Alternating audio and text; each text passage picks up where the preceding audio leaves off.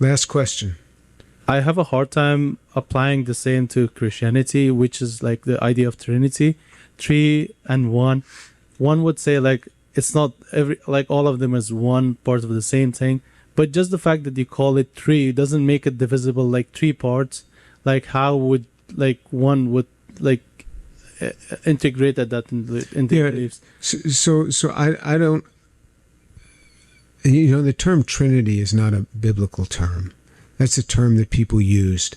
And you will find in all religions, people use terms that are not in their holy book just to help to distill down a definition. Do you think that God exists here in Vermont? Yes. Do you think that God exists in Texas, where I'm from? Everywhere. So God is able to be in more than one place at one time? Yes. Yes. Okay. All right. So I'm good with that. All right. And so God can be in more than one place. Could he speak to your heart here in Vermont? Could God speak to your heart? Yes. Could he at the same time speak to my heart when I'm in Texas? At the same time? Yeah. No problem. Yeah. But like it's not the same thing with human being. That's the difference. No. It's not that.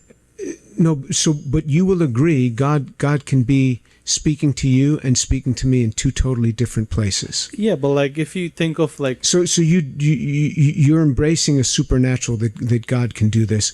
You're trying to key in on something that is a common argument, and it really does nothing.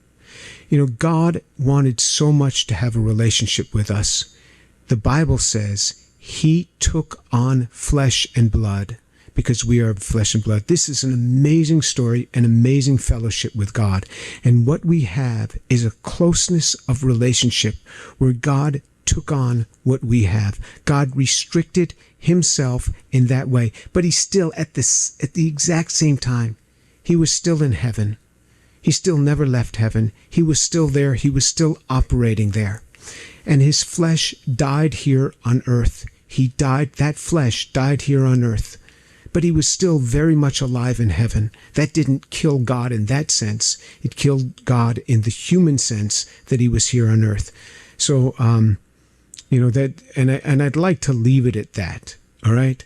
I've had lots of discussions with very dear friends of mine that come from the same persuasion that you do. And, but I'd like to leave it at that. Okay. All right. Thank you.